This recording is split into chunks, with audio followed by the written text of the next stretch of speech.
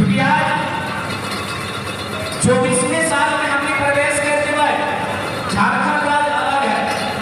आज इस राज्य की अगर अलग तरह बात करें तो रामगढ़ जिला, हजारीबाग जिला, क्योंकि पूर्व में रामगढ़ जिला हजारीबाग जिला के अंश है।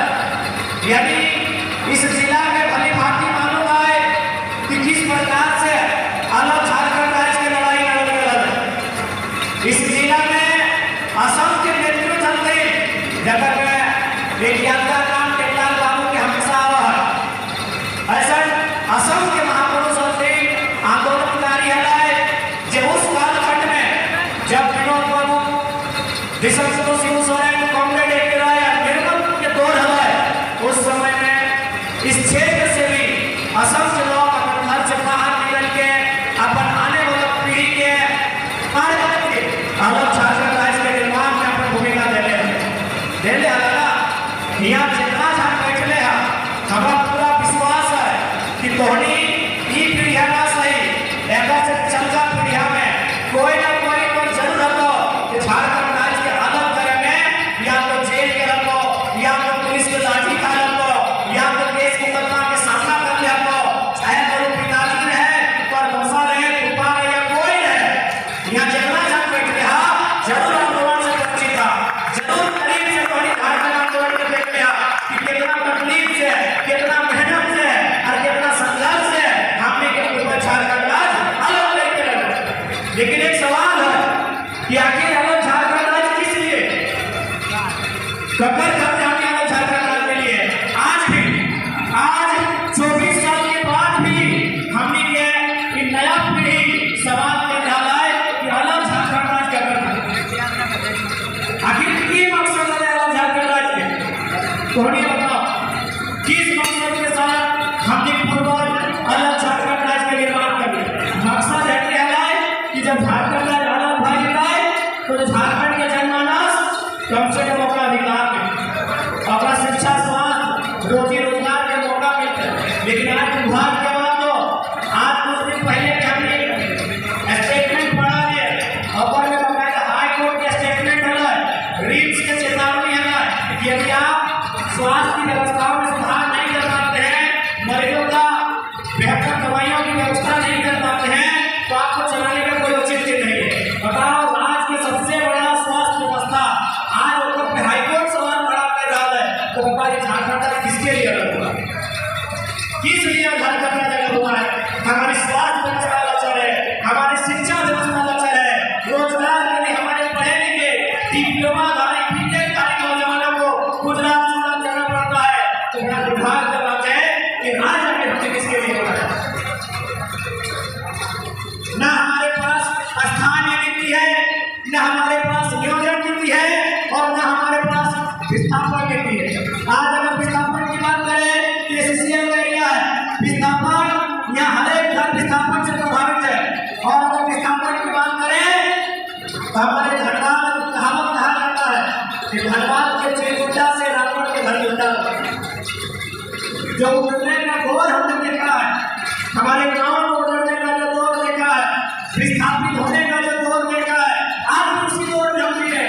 आज भी वही समस्या हमारे सामने है, आज भी उन समस्याओं का निराकरण नहीं हो पा रहा है। तो भाई ये सवाल और पुख्ता हो जाता है, ये सवाल और मजबूत हो जाता है कि झारखंड राज्य किसके लिए बना है? किस लिए झारखंड राज्य बना है? क्या किसी परिवार विशेष के लिए बना है? बताइए, क्या किसी परिवार विशेष के लिए राज्य बना है? और या इस राज्य के तमाम 3.25 करोड़ 3.5 करोड़ के अनुमानित जो जनसंख्या है उसके लिए राज्य बना है? आप ये सवाल और आज जितने लोग यहाँ हैं मैं आपको स्पष्ट कहना चाहूंगा, आप अपने दिल में हाथ रख के कहिएगा कि यदि झारखंड राज्य अलग करने का उद्देश्य पूरा हो चुका है तो हम लोग चुनाव में नहीं आएंगे हम लोग चुनाव में नहीं लड़ना चाहेंगे हम लोग इलेक्शन, क्योंकि हम लोग विधायक सांसद बनने नहीं आए हैं। पहला बात तो कहेंगे यदि विधायक सांसद बनना होगा तो आज दिल्ली के लोकसभा में हमारे साथ हमारे वाले साथी भी मेंबर ऑफ पार्लियामेंट का शपथ ले रहे होते। दो राजनीतिक दलों ने हमें सीधा ऑफर किया था कि आप और एक लड़का को मैनेज करेंगे, हमें 3-4 सीटों को चुनने का अवसर दिया था कि आप इन 3-4 सीटों में 2 सीट चुनिए, एक में आप खुद लड़िए और एक अपने किसी लड़के को लड़ाइए।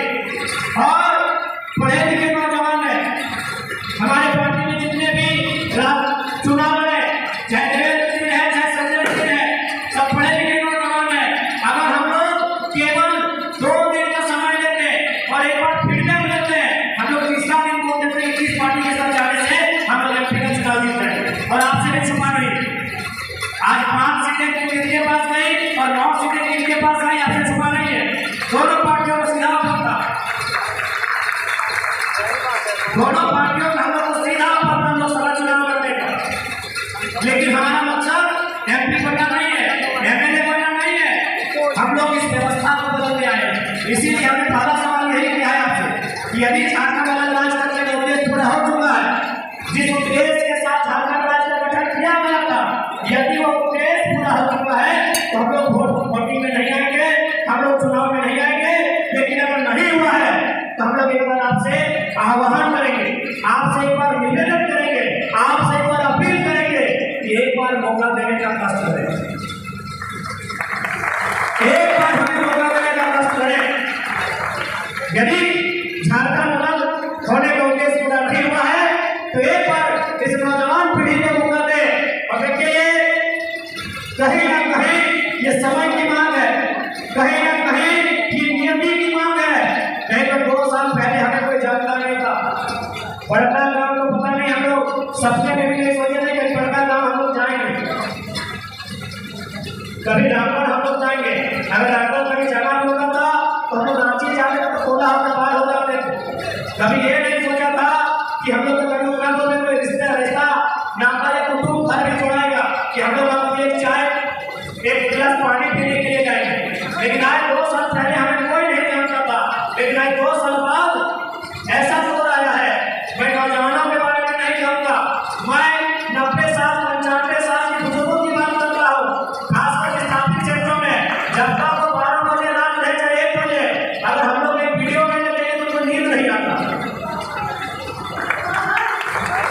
यदि उनके डॉक्टर की दवाई के साथ साथ हम लोग का क्या काम कर रहे हैं, हम लोग कहाँ हैं, ये हम अपनी तारीफ नहीं कर रहे हैं, ये तो फीडबैक मिला है, मैं उस बात को कह रहा हूँ। आज 90-95 साल के बुजुर्ग अपने घर में एंड्रॉइड मोबाइल खरीदवाए हैं, जिनको बटन वाला मोबाइल चलाने नहीं आता, बस ये हम लोग का स्क्रीन छोड़ेंगे। तो ये दौर क्यों आया, आखिर ये दौर क्यों आया? 29-30 साल के नौजवान संसद में चुनाव करते हैं, लाख 1.5 लाख 3 लाख वोट लेके आते हैं, 1 रुपया कुछ खर्चा नहीं देते हैं। ये दौर क्यों आया? ये दौर इसीलिए आया क्योंकि जिन्होंने झारखंड में सरकार को संभाला है केवल अपने परिवार की प्रॉपर्टी को देखने का काम किया, इसीलिए आज ये दौर आया। ये समय